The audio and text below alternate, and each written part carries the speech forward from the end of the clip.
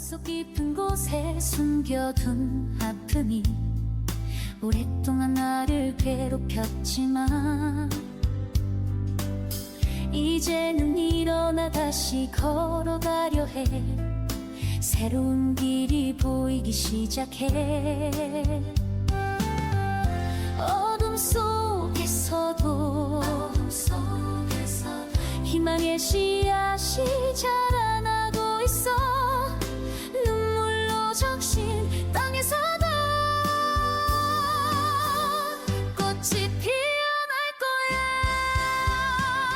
그의 눈빛은 불꽃처럼 강렬했고 목소리엔 이상한 에너지가 담겨 있었다. 그냥 잠이 안 와서 깨어 있었을 뿐이에요. 그래도 당신이 없었으면 난 죽었을지도 몰라요. 그는 내 손을 놓지 않았다. 나는 꾀를 내어 말했다. 손 여사님이 일어나신 것 같아요. 그는 손을 풀었다. 나는 방을 나왔다. 그날 아침 나는 잠을 이루지 못한 채 새벽을 맞았다. 그를 다시 보고 싶기도 했고 그의 눈을 마주치는 게 두렵기도 했다. 아침 내내 그는 나타나지 않았다. 하지만 그의 방 근처에서는 집사와 가정부들의 분주한 소리가 들렸다. 사장님이 침대에서 책 읽다가 촛불을 켜놓고 잠드셨대요. 커튼에 불이 붙었는데 물로 불을 끄셨다고. 서재 소파에서 주무셨다던데 감기 안 걸리셨으면 좋겠네. 점심 무렵 그의 방은 다시 정돈되어 있었다. 창문을 닦는 이씨 아주머니 옆에 새 커튼에 고리를 달고 있는 박 씨라는 가정부가 앉아 있었다. 그녀는 평소처럼 갈색 속옷에 체크 앞치마를 입고 아무 일 없다는 듯 조용히 일에 몰두하고 있었다. 그녀의 얼굴엔 죄책감도 두려움도 없었다. 안녕하세요. 평소처럼 나는 인사를 했다. 안녕하세요, 박씨 아주머니. 내가 조심스럽게 말했다. 여기 무슨 일 있었어요? 아까 집안일을 하는 사람들이 모여서 이야기하는 걸 들었는데 어젯밤에 주인님이 침대에서 책을 읽다가 촛불을 켜놓고 잠드셨대요. 커튼에 불이 붙었는데 다행히 물로 불을 끄셨다고. 이상한 일이군요. 나는 낮은 목소리로 말했다. 그리고 그녀를 뚫어져라 쳐다보았다. 그런데 아무도 깨우지 않았다고요? 아무도 그분의 움직임을 듣지 못했어요? 그녀는 다시 나를 바라보았다. 이번엔 그 눈빛에 뭔가 의식이 깃든 듯했다. 지친 듯 나를 살펴보더니 말했다. 사람들은 별채에서 자잖아요, 아가씨. 들을 수 없었을 겁니다. 박 집사님 방도 멀고 아가씨 방이 제일 가까운데 집사님은 아무 소리도 못 들었다고 하셨어요. 사람들은 나이가 들면 잠이 깊어지죠. 그녀는 잠시 말을 멈추더니 어딘가 무관심한 척 하면서도 의미심장한 어조로 덧붙였다. 하지만 아가씨는 젊으시고 잠이 얕으신 편이죠. 아마 소음을 들으셨을지도 몰라요. 그랬어요. 나는 목소리를 낮추며 말했다. 아직 고통에 시달리던 리아가 내 말을 듣지 못하게 하려고 그랬다. 처음에는 조종사인 줄 알았다. 하지만 조종사는 웃을 수 없다. 그리고 나는 웃음소리, 그것도 이상한 웃음소리를 들었다고 확신한다. 그녀는 실이 가득 든 새 바늘을 가져다가 조심스럽게 왁스를 바르고 흔들림 없는 손으로 실을 꿰었다. 완벽한 침착이었다. 사장님이 그렇게 위험에 처해 있을 때 웃으실 리가 없겠죠, 아가씨. 그렇게 생각했는데 꿈을 꾸셨나 봐요. 꿈이 아니었어요. 나는 따뜻한 어조로 말했다. 그녀의 뻔뻔한 냉정함에 자극받았기 때문이다. 그녀는 다시 나를 바라보았다. 여전히 날카롭고 의식적인 눈빛이었다. 사장님에게 웃음소리를 드렸다고 말씀드렸나요? 그녀가 물었다. 오늘 아침에는 그분과 이야기할 기회가 없었습니다. 문을 열고 복도를 살펴볼 생각은 안 하셨어요? 그녀는 마치 신문하듯 말했다. 나는 그녀가 내 습관을 파악하려는 것 같다는 생각이 들었다. 혹시 그녀가 죄를 의심하고 있다는 걸 눈치채면 그녀는 나에게도 해를 끼칠 수 있을 것이다. 나는 경계심을 늦추지 않기로 했다. 아니요, 문을 잠갔어요. 내가 말했다. 평소에도 문을 잠그고 주무시나요? 그녀는 내 습관을 파악하려는 듯했다. 나는 분노가 앞서 조심성을 잃고 날카롭게 대답했다. 그동안은 굳이 잠그지 않았어요. 위험이 있을 거라고 생각하지 않았거든요. 하지만 앞으로는 꼭 잠그고 잘 겁니다. 그게 현명하죠. 그녀가 말했다. 이 동네는 조용한 편이에요. 도둑이 든 적이 없어요. 이 집엔 값비싼 물건들도 많은데 관리인이 몇 명 안 되잖아요. 관리인도 많이 필요 없고. 그녀는 조용히 말을 이어갔다. 하지만 저는 항상 조심하는 편이에요. 문은 쉽게 잠글 수 있고 문 하나로도 위험을 막을 수 있잖아요. 사람들은 운에 맡기지만 운도 준비된 자에게만 미소를 짓는 법이죠. 그녀의 말은 길었고 그녀답지 않게 조용하고 단정한 어조였다. 나는 그녀의 놀라운 침착함과 도저히 파악할 수 없는 이중성에 말문이 막혔다. 그때 부엌에서 요리사가 들어왔다. 박씨 아주머니, 점심 준비됐어요. 내려오실래요? 아니요. 맥주 한 잔에 안주 조금만 쟁반에 담아주세요. 제가 방으로 가져갈게요. 고기요? 조금만. 과일도 한 조각이면 돼요. 차는 나중에 내려와서 제가 직접 끓일게요. 요리사는 나를 향해 말했다. 집사님이 선생님을 찾으세요. 나는 자리를 떴다. 점심 식사 중에도 마도선의 커튼 화제의 이야기는 귀에 들어오지 않았다. 내 머릿속은 온통 고씨 아주머니의 정체와 그녀가 왜 아직도 이 집에 머물고 있는지에 대한 의문으로 가득 차 있었다. 마도선은 어젯밤에 그녀의 범행을 거의 확신했는데 왜 그녀를 고발하지 않았을까? 왜 나에게도 비밀을 지키라고 했을까? 그녀가 젊고 아름다웠다면 감정적인 이유를 의심했을지도 몰라. 하지만 그녀는 거칠고 무뚝뚝한 중년 여자였다. 그럼에도 불구하고 그녀는 한때 젊었을 것이다. 그녀의 젊은 시절은 주인님의 청춘과 겹쳤을지도 모른다. 혹시 과거의 실수나 충동이 그녀에게 어떤 권력을 주게 있고 그녀는 지금도 그 영향력을 행사하고 있는 걸까? 하지만 그녀의 얼굴이 떠오르자 그런 추측은 말도 안 된다는 생각이 들었다. 그런데 내 안의 작은 목소리가 속삭였다. 너도 예쁘진 않잖아. 그런데도 주인님은 너를 좋아하는 것 같지 않았니? 어젯밤 그의 말, 그의 눈빛, 그의 목소리를 떠올렸다. 모든 것이 생생하게 되살아났다. 나는 지금 교실에 있었다. 아델은 그림을 그리고 있었다. 나는 그녀의 연필을 잡아주며 자세를 바로잡았다. 그녀는 갑자기 고개를 들었다. 선생님, 너무 가까이 계셔서 뜨거워요. 그녀는 다시 그림을 그리기 시작했고 나는 다시 생각에 잠겼다. 나는 머릿속에서 박희숙 씨에 대한 혐오스러운 생각을 지우려 애썼다. 그녀를 의심했던 내 자신이 불쾌했다. 나는 나 자신과 그녀를 비교했다. 그녀는 내가 참된 숙녀라고 말했었고 그 말은 사실이었다. 나는 숙녀였다. 그리고 지금은 그때보다 훨씬 나아 보였다. 얼굴에 생기가 돌고 살도 붙었고 삶의 활력과 기대가 넘쳤다. 희망이 밝아졌고 즐거움은 더 날카로워졌다. 해가 지무는구나. 나는 창밖을 바라보며 중얼거렸다. 오늘 하루 종일 마두선의 목소리도 발소리도 들리지 않았다. 하지만 밤이 되기 전엔 꼭 그를 보게 될 거라고 믿었다. 아침엔 그를 만나는 게 두려웠지만 지금은 그를 만나고 싶었다. 기대가 너무 오래 저절되다 보니 이제는 참을 수 없을 정도로 간절해졌다. 어둠이 완전히 내려앉자 수연이가 유모와 함께 놀이방으로 가자 나는 더욱 그를 기다렸다. 현관족 소리를 기다렸고 관리인이 올라와 메시지를 전해주길 기다렸다. 가끔은 마두선 씨의 발소리를 상상했고 문이 열리고 그가 들어올 것만 같았다. 하지만 문은 그대로 닫혀 있었고 창밖으로는 어둠만이 밀려들었다. 아직 늦은 시간은 아니었다. 그는 종종 저녁 7시나 8시에 나를 불렀고 지금은 겨우 6시였다. 오늘 밤엔 꼭 그를 만나게 되리라 믿었다. 그에게 하고 싶은 말이 너무 많았다. 박씨 아주머니에 대해 다시 이야기하고 싶었다. 그가 정말 그녀가 어젯밤에 끔찍한 일을 저질렀다고 믿는지, 그렇다면 왜 그녀의 악행을 숨기는지 묻고 싶었다. 내 호기심이 그를 짜증나게 하든 말든 상관없었다. 나는 그를 자극하고 달래는 그 미묘한 줄타기를 즐겼다. 그 경계선은 엄지 않았지만 그 끝자락에서 내 말솜씨를 시험해보는 걸 좋아했다. 그와 논쟁을 벌이면서도 내 위치에 맞는 예의와 존중을 잃지 않았다. 그도 나도 그런 방식이 잘 맞았다. 마침내 계단에서 삐걱거리는 발소리가 들렸다. 고씨 아주머니가 나타났지만 그녀는 단지 차가 준비됐다고 알리러 온 것이었다. 나는 아래층으로 내려갔다. 그것이 집을 관리하는 사람들과 더 가까워지는 길이라 믿었기 때문이다. 차 드셔야죠. 박 집사가 말했다. 저녁도 거의 안 드셨잖아요. 오늘따라 얼굴이 상기되고 열이 있는 것 같아요. 괜찮아요. 정말 잘 지내고 있어요. 나는 웃으며 말했다. 그럼 식욕으로 증명해 보세요. 제가 뜨개질 마무리하는 동안 차주전 좀 채워주시겠어요? 그녀는 블라인드를 내리며 말했다. 오늘 밤은 맑네요. 별은 없지만요. 마 사장님은 여행을 떠나셨는데 오늘은 여행을 하기에 좋은 날씨였어요. 여행이요? 사장님이 어디 가셨나요? 전 몰랐어요.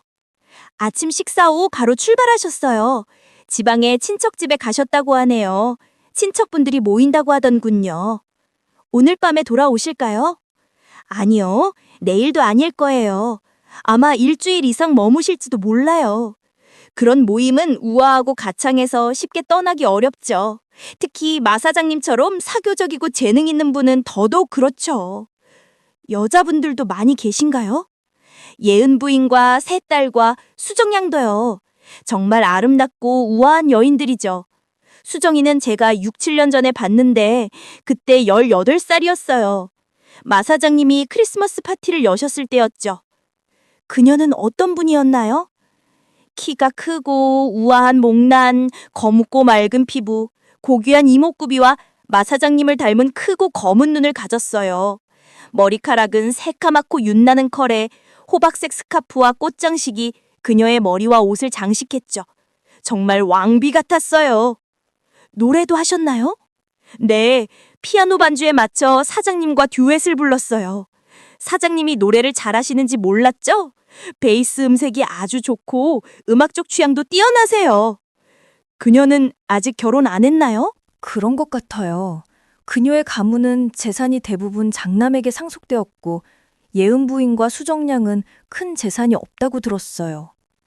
그런데 왜 아무도 그녀에게 청혼하지 않았을까요? 예를 들어 마 사장님 같은 분은 사장님은 부자죠. 하지만 나이 차이가 꽤 있어요. 사장님은 40 가까이, 수정이는 25쯤이에요. 그게 뭐 어때서요?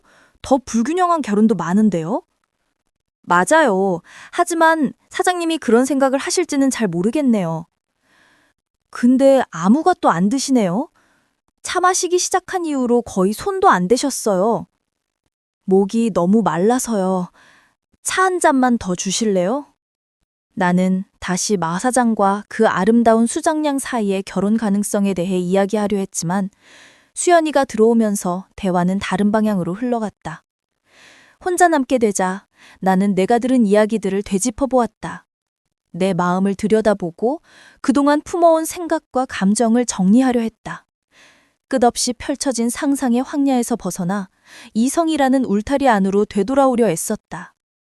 내 기억은 어젯밤 이후 내가 품어온 희망과 욕망, 감정들을 증언했다.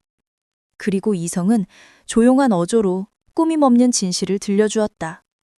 나는 현실을 외면하고 이상만을 탐닉해왔다는 사실을 깨달았다. 진이, 넌 정말 바보야. 나는 스스로에게 말했다. 세상에 너보다 더 호황된 환상에 빠진 여자는 없을 거야. 그가 내 눈을 칭찬했다고? 그게 뭐라고? 그건 단지 세상 물정하는 남자가 하찮은 가정교사에게 던진 모호한 호의일 뿐이야. 상관에게 사랑을 품는 건 미친 짓이다. 그 사랑이 알려지지 않으면 그 불꽃은 결국 자신을 태워버릴 것이다. 그 사랑이 발각되면 돌이킬 수 없는 황야로 빠져들 것이다. 내일 유리잔 앞에 앉아 자화상을 그려보자. 가난하고 평범한 가정교사의 얼굴을 흠없이 그려보자. 그리고 상상 속의 수정량을 가장 아름다운 색으로 조각해보자. 까마귀 같은 머리칼이 동양적인 눈매와 우아한 목선과 손길, 레이스와 세틴, 환본빛 장미로 장식된 그녀를 그려보자. 그리고 마두선 씨가 나를 좋아한다고 느낄 때 이 두 그림을 꺼내 비교해보자. 그가 정말 나 같은 평민에게 진지한 감정을 품을 수 있을까? 그럴 수 있을까? 나는 스스로에게 마음을 다잡고 잠에 들었다. 약속을 지켰다. 분필로 내 얼굴을 그리는데 몇 시간이면 충분했고 2주도 안 되어 상상 속의 수정량을 상하로 조각해냈다. 그녀는 충분히 아름다웠고 내 자화상과 비교했을 때 그 차이는 명백했다. 그 작업은 내 손과 머리를 움직이게 했고 내 가슴에 새겨진 인상을 더욱 또렷하게 만들었다. 나는 내 감정을 억누르고 이성의 길을 따랐다는 사실에 자부심을 느꼈다. 시간이 흘렀다. 일주일이 지나도 마두서는 돌아오지 않았다. 열흘이 지나도 소식은 없었다. 박 집사님은 말했다. 그분이 별장에서 바로 중국으로 그리고 동남아로 떠날지도 몰라요. 예전에도 그렇게 갑자기 떠난 적이 있었어요. 그 말을 들었을 때 나는 심장이 서늘해지는 걸 느꼈다. 실망감이 밀려왔지만 나는 정신을 다져봤다. 그는 내 상관일 뿐이다. 내가 받을 월급과 내가 맡은 교육만이 우리 사이의 유일한 연결고리다. 나는 내 감정을 정리하고 그를 향한 감정의 낭비를 멈추기로 했다. 그는 내 계급이 아니다. 내 마음을 온전히 바칠 대상이 아니다. 나는 평온한 하루를 보냈지만 가끔씩 머릿속을 스치는 생각이 있었다. 이 저택을 떠나야 할까? 나는 무의식적으로 구인 광고를 떠올리고 새로운 일자리를 상상했다. 그러던 어느 날 박 집사님에게 메시지가 왔다. 이선님한테서 왔어요. 이제 곧 돌아오실 것 같아요. 나는 커피를 마시던 중 얼굴이 갑자기 달아올랐다. 손이 떨렸고 컵의 절반을 접시에 쏟았다. 왜 그런지 생각하고 싶지 않았다. 조용했던 저택이 이제 바빠질지도 몰라요. 집사님은 안경 너머로 메시지를 읽으며 말했다. 나는 수연이의 머리를 단정하게 묶어주고 과자를 하나 더 건네주며 말했다. 사장님은 곧 돌아오실 거죠? 네, 3일 후에 오신대요. 다음 주 목요일이네요. 혼자 오시는 것도 아니에요. 별장에서 함께 오는 분들이 꽤 많을 거예요.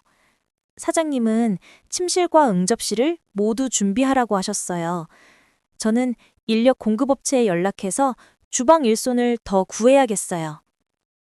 숙녀들도 많이 오고 신사들은 운전기사와 수행원을 대동할 테니 저택은 곧 사람들로 북적일 것이다. 박 집사님은 아침 식사 후 곧장 준비에 들어갔다. 그녀의 예언대로 그 3일은 숨 돌릴 틈 없이 바빴다. 나는 이 저택의 모든 방이 이미 충분히 정돈되어 있다고 생각했지만 그건 착각이었다. 3명의 여성과 남자들이 인력업체에서 더 동원되어 시트는 새로 갈고 깃털 이불은 햇볕에 말리고 집안과 정원이 반짝이도록 청소하며 닦았다. 수연이는 그 속에서 마치 동화 속 공주처럼 들떠 있었다. 손님 맞이 준비와 도착할 날을 기다리며 그녀는 황열경에 빠져 있었다. 그녀는 유모에게 자신이 아끼는 모든 옷을 꺼내 정리하게 했고 낡은 옷은 손질하고 새 옷은 환기시키고 색깔별로 분류했다. 그녀는 앞방에서 뛰어다니고 침대에서 뛰어내리고 베개를 쌓아놓고 눕는 것 외에는 아무것도 하지 않았다. 숙제는 면제되었다.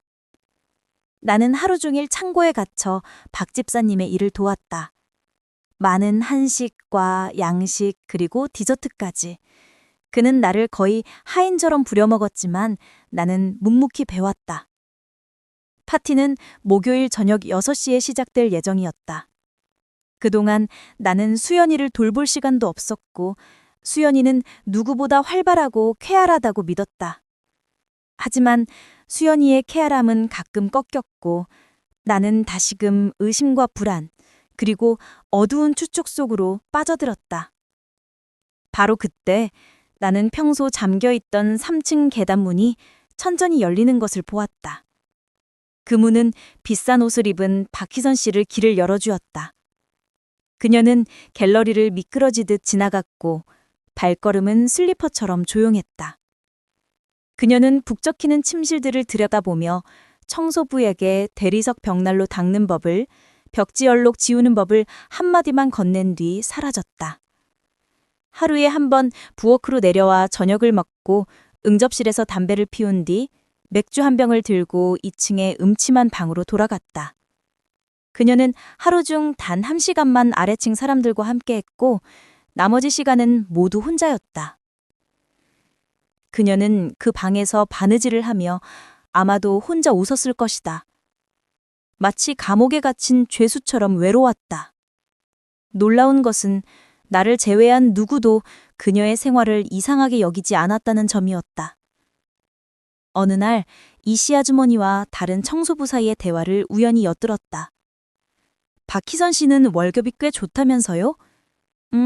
나도 그 정도면 좋겠어. 불만은 없지만 내 월급은 그의 5분의 1도 안 돼. 그녀는 은행에 분기마다 저축하러 간다던데 독립할 만큼 모았을지도 몰라. 그녀는 아직 40도 안 됐고 힘도 있고 뭐든 할 수 있지. 그녀만큼 일을 잘하는 사람은 드물어. 아무리 돈을 많이 줘도 그녀 자리는 아무나 못 채워. 그때 이 씨가 나를 발견했고 대화는 즉시 중단되었다. 나는 얻은 정보는 한 가지. 이 저택은 분명한 비밀이 있고 나는 그 비밀에서 철저히 배제되어 있다는 것이다. 목요일이 되었다. 전날 밤까지 모든 준비가 끝났다. 카펫은 깔리고 침대는 흰색 시트로 접혔고 꽃은 화병에 가득했다. 식당의 식기들은 반짝였고 응접실에는 이국적인 꽃들이 만발했다. 박 집사님은 검은 사틴 드레스에 금시계와 장갑을 착용하고 손님을 맞을 준비를 했다. 수연이도 비싼 옷을 입었지만 그날 손님들과 마주할 일은 없었다. 나는 교실에 머물렀다. 그곳은 이제 나에게 조용한 피난처였다. 그날은 봄 기운이 완연한 따뜻한 날이었다. 창문을 열고 앉아 일을 하던 중 박 집사님이 들어왔다. 1시간 늦게 저녁을 준비하길 잘했어요. 지금이 6시라 넘었네요. 그는 창밖을 내다보았다. 저기 경비가 오네요. 소식 있으나요? 곧 도착합니다. 10분쯤 후요. 10분은 길게 느껴졌지만 마침내 자동차 소리가 들렸다. 뒤따라 다른 자영화 2대가 따라왔다. 값이 비싸고 고급스럽고 웅장한 중형차들이었다. 세 번째 차는 박 사장 차였다. 그의 개 파일럿이 운전자 옆에 앉아 있었다. 뒷좌석에는 보랏빛 정장을 입은 여인이 있었다. 그녀의 베일 사이로 검은 곱슬머리가 빛났다. 수정량이네요. 박 집사님은 아래로 달려갔다. 나는 수연이를 무릎에 앉히고 그녀에게 손님들 근처에 가지 말라고 단단히 일렀다.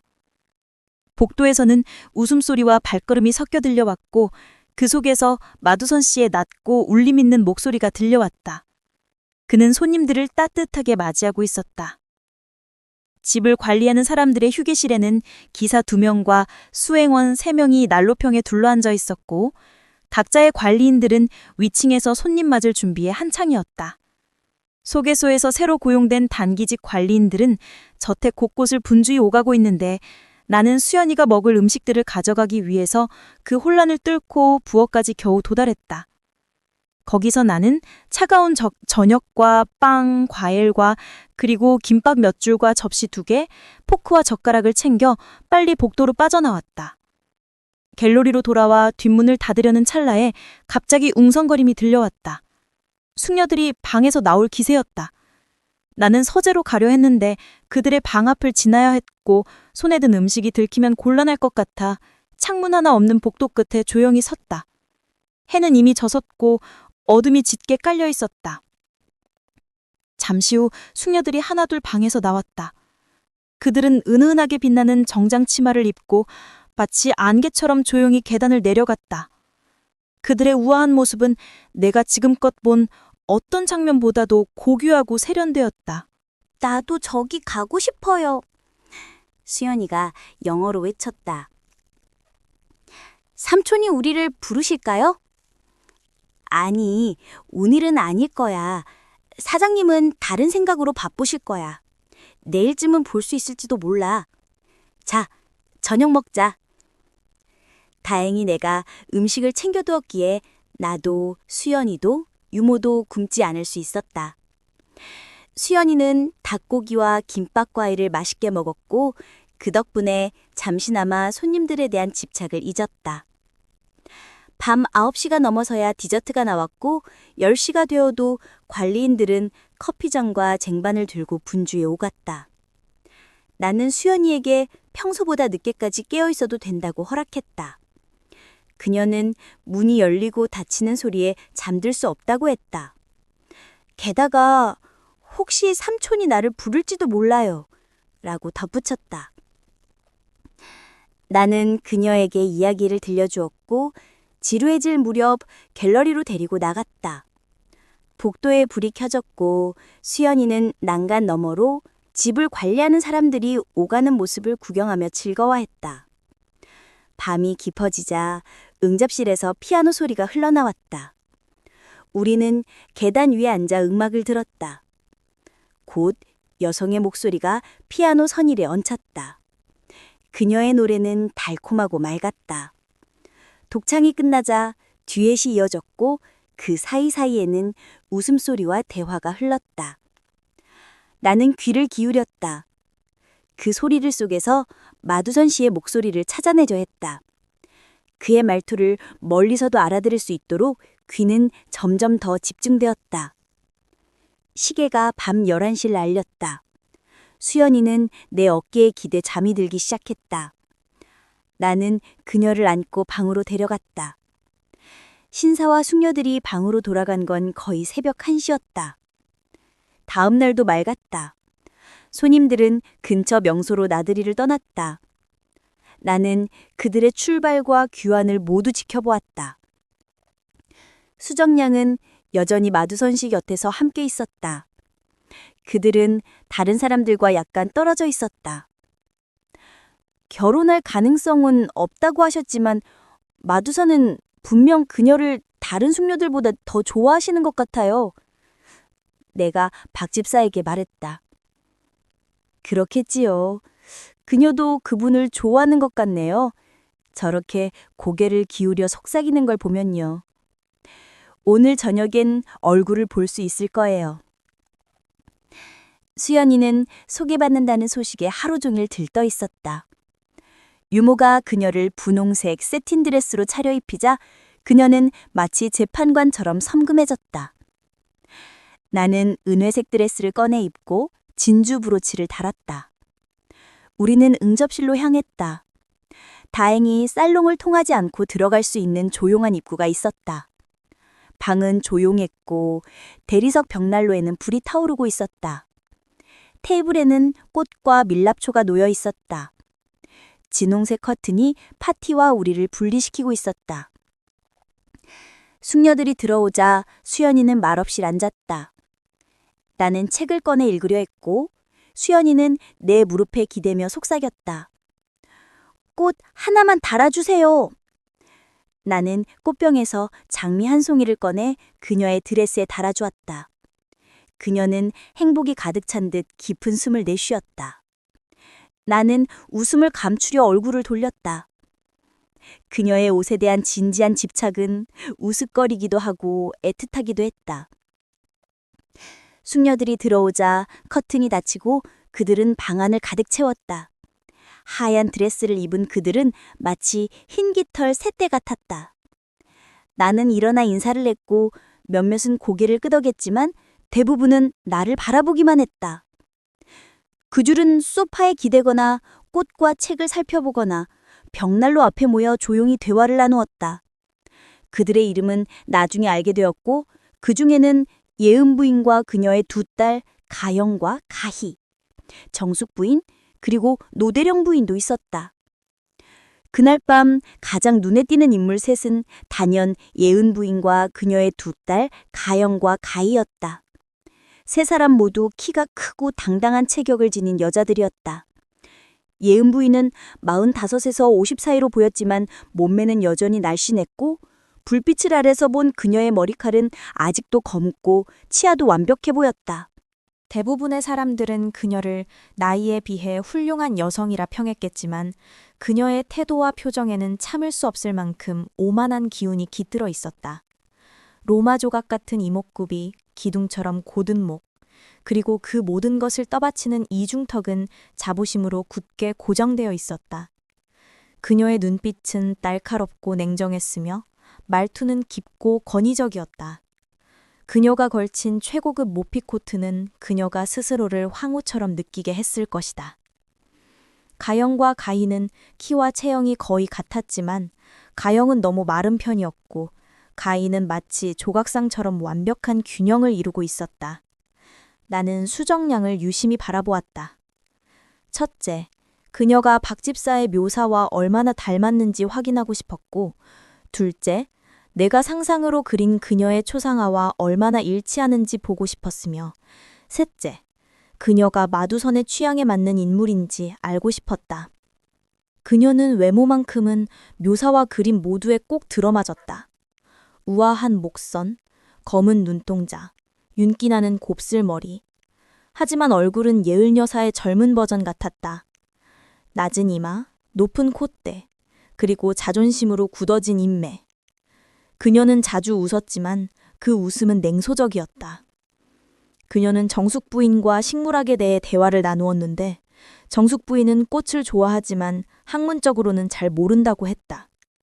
수정이는 전문 용어를 나열하며 정숙 부인의 무지를 은근히 조롱했다. 그녀의 말솜씨는 뛰어났지만 친절함은 없었다. 영어도 유창했고 노래도 잘 불렀다. 그녀는 모든 면에서 뛰어났지만 그 안에 따뜻함은 없었다. 가형이는 가희보다 온화한 인상이었지만 생기가 부족했고 표정도 단조로웠으며 자리에 앉은 후엔 마치 조각상처럼 움직이지 않았다. 두 자매는 모두 순백의 드레스를 입고 있었고 그들의 움직임은 마치 흰 깃털의 새떼처럼 가볍고 우아했다. 그때 수연이 일어나 숙녀들에게 인사했다. 예은 여사는 그녀를 내려다보며 비웃듯 말했다. 어머, 인형 같네. 노대령 부인은 마 사장님의 보호자 아이겠죠? 라고 했고 정숙 부인은 수연이의 손을 잡고 따뜻하게 키스해 주었다. 가영, 가희 자매는 정말 사랑스러운 아이네요. 라고 외치며 수연이를 소파로 데려가 서툰 영어로 대화를 나누었다. 마침내 커피가 들어오고 신사들이 입장했다. 나는 커튼 뒤 그늘에 앉아 있었다. 신사들은 모두 검은 정장을 입고 있었고 오씨 형제는 젊고 멋졌다. 노대령은 군인답게 당당했다. 인수라는 노인은 백발의 짙은 눈썹과 수염을 지닌 신사였고 예은 부인의 남편은 자매들처럼 잘생겼지만 가희처럼 무기력해 보였다. 그리고 마지막으로 마두선이 들어왔다. 나는 그를 보지 않으려 했지만 시선은 그를 향했다.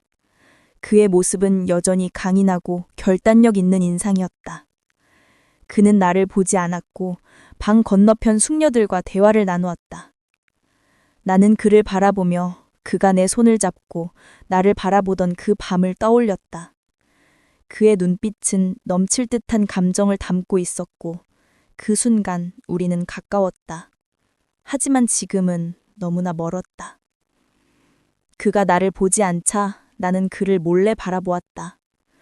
그의 얼굴은 규범적인 아름다움은 아니었지만 나에게는 그 어떤 얼굴보다도 강렬하고 매혹적이었다. 그는 나를 사랑하게 만들었다. 심지어 나를 보지 않고도. 나는 그를 다른 신사들과 비교했다. 그들의 웃음은 촛불처럼 공허했고 그들의 말은 종소리처럼 의미 없었다. 하지만 마두선의 미소는 달랐다. 그의 눈빛은 부드럽고 강렬했으며 그가 가형자매에게 보내는 시선조차 나에게는 깊은 울림이었다. 지니 선생은 창가 커튼 뒤에 조용히 앉아 있었다. 그녀는 마두선을 바라보며 마음속으로 생각했다. 다른 사람들은 그를 단지 큰 부자로 보지만 나는 그가 나와 같은 부류라고 느껴. 그의 눈빛과 몸짓에서 나는 나와 같은 감정을 읽어. 가영과 친구들은 거실에서 웃고 떠들며 수연의 영어 발음을 흉내내며 놀고 있었다. 진이는 그들의 대화를 들으며 자신이 이 집에서 단지 월급을 받는 존재로 여겨진다는 사실을 되새겼다. 하지만 그녀의 마음은 마두선을 향해 자꾸만 움직였다. 가영은 피아노 앞에 앉아 엄마를 향해 말했다. 마두선 사장님은 아이를 싫어하시잖아요. 그런데 왜 저런 인형 같은 아이를 데려오셨어요? 예은 부인은 담담하게 대답했다. 그 아이는 양부모가 없어서 혈육인 마 사장님에게 보내진 거야. 학교에 보내려 했지만 외국에서 살다 와서 다른 아이들을 못 따라가. 진이는 그 말에 마음이 흔들렸지만 마두선은 그의 조카를 한 번도 바라보지 않았다. 가영의 어머니는 다른 부인을 향해 낮은 목소리로 말했다. 저 여자의 얼굴엔 교사들의 단점이 다 드러나 있어요. 무능하고 감정적이고 자기 위치를 모르는. 그 순간 진이는 그 이야기를 듣고는 자신이 이 집에서 얼마나 외로운 존재인지 다시금 깨달았다. 하지만 그녀의 마음은 마도선을 향해 조용히 깊게 움직이고 있었다. 그는 나를 사랑하지 않을 거야. 하지만 나는 그를 사랑하지 않을 수 없어. 수영은 피아노 앞에 앉아 있었다. 그녀는 최고급 정장 드레스를 우아하게 펼치며 마치 궁중의 여왕처럼 당당하게 연주를 시작했다. 요즘 남자들 정말 못 봐주겠어요. 얼굴만 챙기고 손톱관리나 하면서 엄마 허락 없이는 하얀동박도 못 나가잖아요. 거실에 있던 남성들은 웃으며 그녀의 말을 받아쳤다. 중령이 농담처럼 말했다. 그럼 수영 양은 어떤 남자를 좋아하십니까? 혹시 마두선 사장님처럼 강단 있는 분? 저는요. 수영은 피아노 건반을 강하게 두드리며 말했다. 사람들이 놀랄 만큼 거칠고 대담한 남자가 좋아요. 저보다 약한 남자는 절대 안 돼요. 결혼한다면 제 남편은 저의 그림자여야 해요. 경쟁자가 아니라. 마드선은 웃으며 말했다. 그럼 내가 노래를 부르면 수영 양이 반주해 주시랬습니까? 물론이죠. 제가 지휘할 테니 실수하면 혼나요. 진이는 그 순간 자리를 떠나려 했지만 마드선의 목소리가 그녀를 붙잡았다. 그의 저음은 깊고 감미로웠고 거실의 모든 소리가 멈춘 듯했다. 그녀는 숨을 죽이고 마지막 음이 사라질 때까지 기다렸다. 조용히 커튼 뒤에서 나와 볼도를 지나던 진이는 샌들이 풀린 것을 느끼고 계단 아래에서 무릎을 꿇고 묻고 있었다. 그때 식당 문이 열리고 마두선이 나왔다. 둘은 마주쳤다. 잘 지내셨습니까? 그가 물었다. 네, 사장님. 왜 거실에서 나에게 인사하지 않았죠? 방해하고 싶지 않았습니다. 손님들과 함께 계셨으니까요. 그는 그녀를 잠시 바라보다 말했다. 얼굴이 많이 창백해졌군요. 무슨 일 있습니까? 아무 일도 없습니다. 그날 비에 젖은 이후로 감기라도 걸린 건 아니죠? 괜찮습니다. 그는 그녀의 눈을 바라보며 말했다.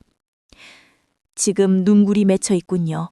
무슨 일인지 알고 싶지만 관리인들이 지나갈까 두렵군요. 오늘은 그냥 넘어가겠습니다. 하지만 손님들이 머무는 동안 매일 저녁 거실에 나와주세요. 그것이 제 바람입니다. 그는 말을 멈추고 입술을 깨물더니 갑자기 돌아서서 사라졌다. 봄비가 며칠째 내리던 어느 저녁, 하양동의 고풍스러운 저택안은 오히려 더 활기를 띠었다. 야외 정원 파티가 취소되자 실내에서의 오락이 더욱 다양하고 생기 있게 펼쳐졌다. 정우진 회장은 대기업 총수로 이날 저녁은 그의 딸 정수영의 친구들과 지인들을 마두선 사장이 초대한 사교 모임이었다. 비가 내리던 저녁, 마두선의 저택에서는 즉흥적인 실내극이 제안되었다. 그림자극을 해보죠. 마두선이 말하자 관리인들이 식탁을 옮기고 조명이 재배치되었다. 의자들은 거실 아치형 벽 앞에 반원형으로 놓였고 여상들은 위층으로 달려가 가정부들과 함께 옷장을 뒤졌다. 진희 선생은 조용히 구석에 앉아 있었다. 그녀는 마 사장이 자신에게 함께 하시겠습니까? 라고 물었을 때 고개를 저었다. 그는 강요하지 않았고 그녀는 안도의 숨을 쉬며 자리에 앉았다. 하지만 정수영의 어머니는 그녀를 향해 속삭였다. 저 여자는 이런 놀이에 어울리지 않아. 너무 천박하고 멍청해 보여. 첫 번째 장면은 결혼식의 무언극이었다. 정수영은 하얀 드레스를 입고 머리에 장미 화관을 쓴 채 마사장과 함께 무대 중앙에 무릎을 꿇었다. 관리인 중 하나는 꽃바구니를 들고 뛰어다니며 꽃잎을 뿌렸고 하객 역할을 맡은 다른 여성들은 뒤에서 조용히 서 있었다. 두 번째 장면은 더욱 화려했다. 거실의 단 위에는 온실에서 옮겨온 대리석 수반이 놓였고 마 사장은 이방인의 의상을 입은 채 그 옆에 앉아 있었다. 정수영은 붉은 스카프를 허리에 두르고 자수 손수건을 머리에 묶은 채 등장했다. 그녀는 수반에서 물을 떠 마 사장에게 건넸고 그는 보석 상자를 꺼내 그녀에게 팔찌와 귀걸이를 선물했다. 그 장면은 마치 조선의 공주와 이방인의 만남 같았다. 관객들은 수군거리며 그 장면이 어떤 단어를 표현한 것인지 맞추려 했지만 의견이 갈렸다. 결국 커튼이 내려갔다. 진희는 이 화려한 무대 뒤에서 조용히 앉아 있었다. 그녀는 정 회장의 눈길을 기다렸지만 그는 그녀를 바라보지 않았다. 그녀는 자신이 이 집에서 단지 아이를 가르치는 존재일 뿐이라는 사실을 다시금 깨달았다. 하지만 그녀의 마음은 그를 향해 조용히 깊게 움직이고 있었다. 어두운 무대 위 마 사장은 헝클어진 머리와 찢어진 양복을 입고 손목에 쇠사슬을 찬 채 앉아 있었다. 그의 얼굴은 그을리고 눈빛은 땅을 향해 있었다. 박중령이 외쳤다. 교도소, 정답입니다. 관객들은 박수를 쳤다. 배우들은 다시 평상복으로 갈아입기 위해 퇴장했다. 정수영은 마 사장에게 다가가 말했다.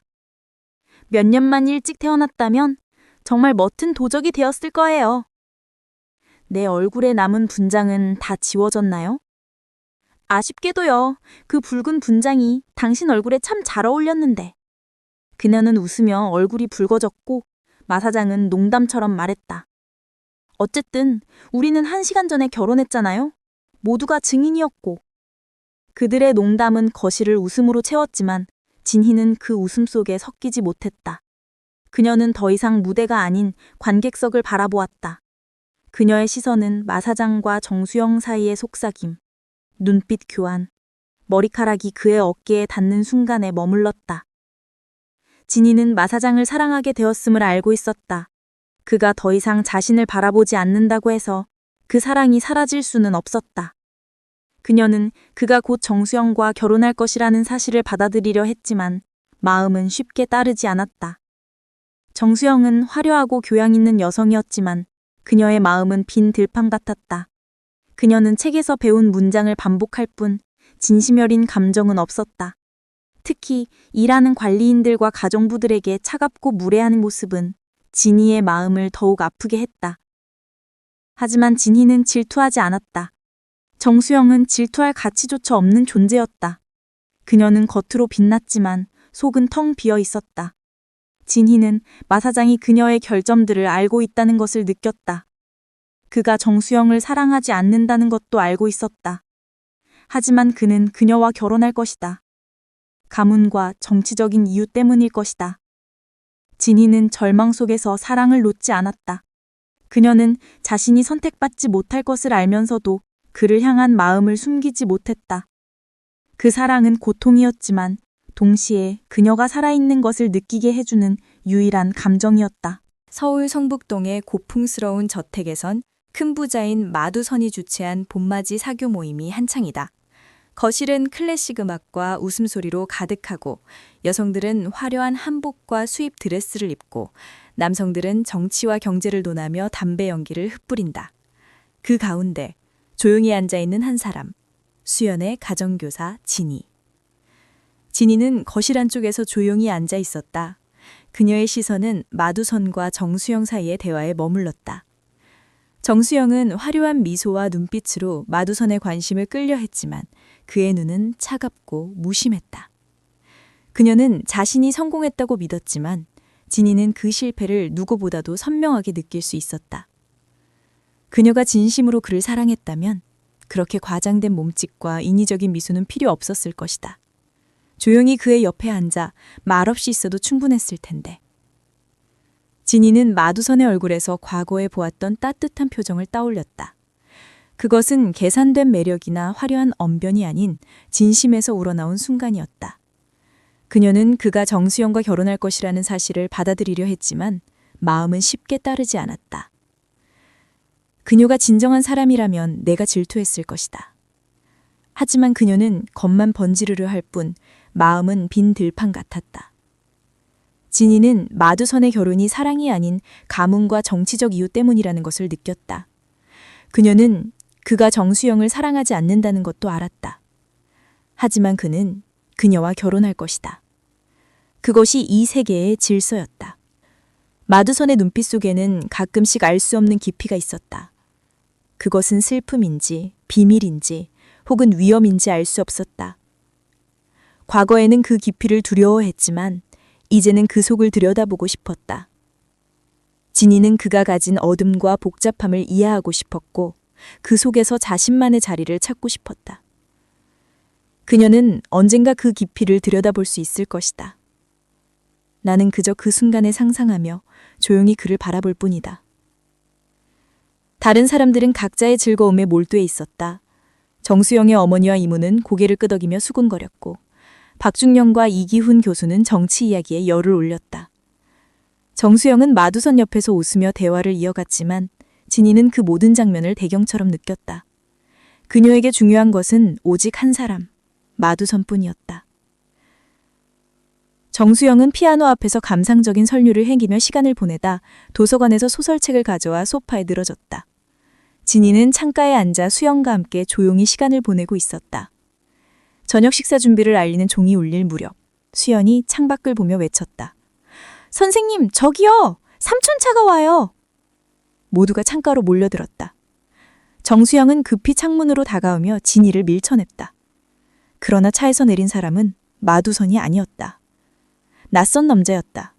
그는 여행복 차림으로 피곤해 보였고 얼굴은 창백했지만 첫인상은 꽤나 근사했다. 정수영은 짜증을 내며 말했다. 수연이 또 헛소리했네. 저건 마두선 사장님이 아니잖아. 그 남자는 거실로 들어와 정수영의 어머니에게 정중히 인사했다. 마두선 사장님과는 오랜 친구입니다. 출장 중이라 들렀습니다. 잠시 머물러도 괜찮겠지요? 그의 말투는 공손했지만 어딘가 낯설었다. 외국인 같지는 않았지만 서울 사람 같지도 않았다. 진이는 그를 조용히 관찰했다. 얼굴은 잘생겼지만 생기가 없었고 눈빛은 공허했다. 그는 벽난로 앞에 앉아 몸을 웅크리며 추위를 피했다. 진이는 그를 마두선과 비교했다. 마두선은 매서운 매와 같고 이 남자는 길 잃은 거위 같았다. 마두선은 날카로운 개 같고 이 남자는 순한 양 같았다. 정수영과 친구들은 그를 두고 수군거렸다. 너무 멋지지 않아? 코도 작고 입도 앙증맞고 눈빛이 너무 부드러워. 이마도 매끈하고 인상 찌푸린 자국 하나 없잖아. 진이는 그들의 말에 귀를 기울이지 않았다. 그녀는 오직 그 남자의 정체와 그가 마두선과 어떤 관계인지에 집중했다. 이름은 김성훈. 마 사장의 오랜 친구라고 했지만 그들의 우정은 어딘가 어울리지 않았다. 너무 달랐다. 너무 극단적이었다. 서울 하얀동의 고풍스러운 저택. 큰 부자 마두선이 주최한 봄맞이 사교 모임이 한창이다. 마두선이 출장 중인 저녁, 손님들은 거실에서 각자 시간을 보내고 있었다. 그날 저녁 관리인이 전한 소식은 모두의 이목을 끌었다. 무속인이 응접실에 들어와 점을 봐야 한다고 고집을 부립니다. 정수영은 호기심에 점쟁이에게 점을 봤다. 정수영은 처음엔 무심한 표정이었지만 시간이 지날수록 얼굴이 굳어졌다. 그녀는 무속인에게서 듣고 싶지 않은 말을 들은 듯했다. 그녀의 표정은 실망과 불만으로 점점 어두워졌고 아무도 그녀에게 말을 걸지 못했다. 정수영이 점을 본 후 다른 젊은 여성들 가영, 가희, 이난영도 궁금해졌다. 하지만 혼자 가기엔 무서웠다. 관리인은 무속인과 협상했고 결국 셋이 함께 응접실에 들어가는 것이 허락되었다. 20분 후 그들은 비명을 지르며 응접실 문을 열고 뛰쳐나왔다. 그 여자는 뭔가 이상해요. 우리 과거를 다 알아요. 어릴 때 했던 말까지 기억해요. 내가 좋아하는 사람 이름까지 맞췄어요. 남성들은 호기심에 들떠 질문을 던졌지만 여성들은 얼굴을 붉히며 웃음과 떨림으로 대답을 피했다. 어머니들은 향수를 꺼내고 보채를 흔들며 걱정했고 남성들은 장난스럽게 위로를 건넸다. 그때 관리인이 진이에게 다가왔다. 선생님, 무속인이 아직 안 본 미혼 여성이 한 명 더 있다고 합니다. 선생님이 마지막입니다. 진이는 조용히 말했다. 제가 가겠어요. 그녀는 아무도 눈치채지 못하게 거실을 빠져나와 점쟁이가 있는 곳으로 향했다.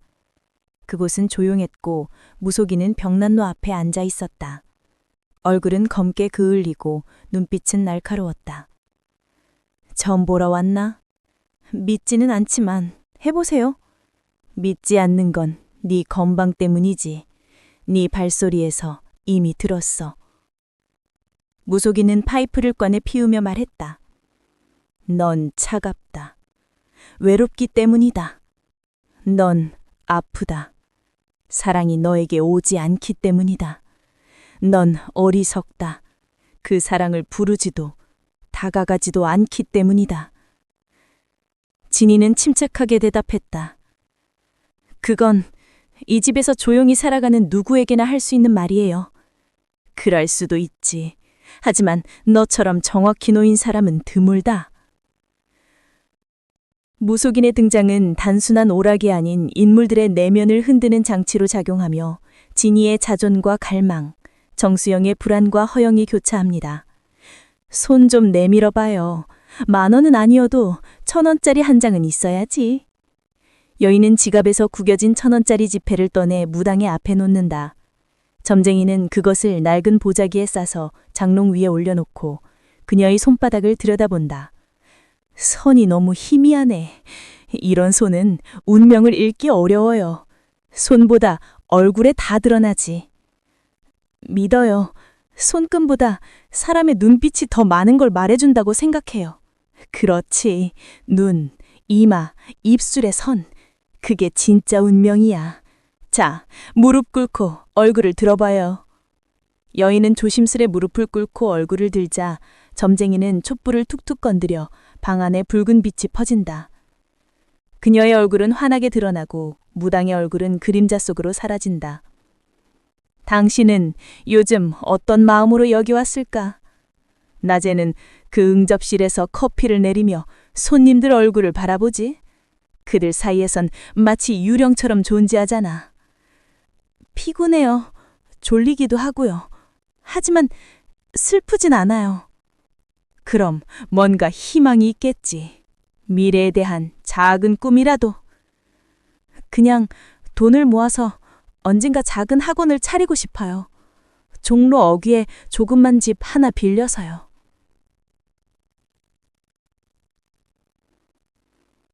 점쟁이는 고개를 끄덕이며 말한다. 그 창가에 앉아 있을 때 손님들 중에 특별히 눈길이 가는 사람이 있지 않아? 모두를 관찰해요. 하지만 가끔은 두 사람이 나누는 눈빛이 흥미로워요. 사랑 이야기 같아서요. 그럼 그 사랑 이야기 중에 가장 자주 등장하는 인물은 누구야? 그 집주인 마두선 씨요. 요즘 그분 눈에는 웃음이 넘쳐요. 마치 커피장이 넘치듯이요. 점쟁이는 웃으며 말한다. 그 웃음은 누구를 향한 걸까? 그 미모의 수영 아가씨겠지. 다들 그들이 곧 결혼할 거라고 하더군. 그럴지도요. 하지만 그분 별로족에서 감사함은 못 봤어요. 사랑은 글쎄요. 확신은 없어요. 그럼 너는 왜 여기 온 거야? 묻고 싶어서요. 제 미래를, 제 마음을. 하지만 고백하러 온 건 아니에요. 늦은 밤, 안엔 아직 불이 꺼지지 않았다. 안쪽, 커튼으로 가려진 작은 방에서 한 여인이 점을 보고 있었다. 그녀 앞에는 한복을 입은 노파가 앉아 있었다. 하지만 그 말투와 눈빛은 어딘가 익숙했다. 그 두 사람 잘 어울리는 한 쌍이지. 남자는 재력 있고 여자는 미모와 교양을 갖췄으니. 하지만 그녀가 사랑하는 건 그 사람일까? 아니면 그의 돈일까? 그 얘기를 들으러 온 게 아니에요. 제 운명을 알고 싶어요. 당신의 운명은 아직 안개 속이야. 얼굴을 봤을 때 서로 모순되는 기운이 엇갈렸어. 하지만 분명한 건 행복이 당신 곁에 놓여 있다는 거야. 손만 뻗으면 닿을 수 있어. 문제는 당신이 그걸 잡을 용기가 있느냐는 거지. 노파는 진이를 무릎 꿇게 하고 그녀의 눈을 들여다본다. 눈빛이 맑고 감정이 풍부해. 외로움이 깃들어 있지만 웃음도 있어. 입은 말하고 싶어 해. 마음속 이야기를 꾹꾹 눌러 담고 있지만 언젠가는 터져 나올 거야. 이마는 말하지. 나는 혼자서도 살 수 있다. 자존심과 상황이 허락한다면. 진이는 조용히 듣고 있다가 불현듯 노파의 손에 눈길을 준다.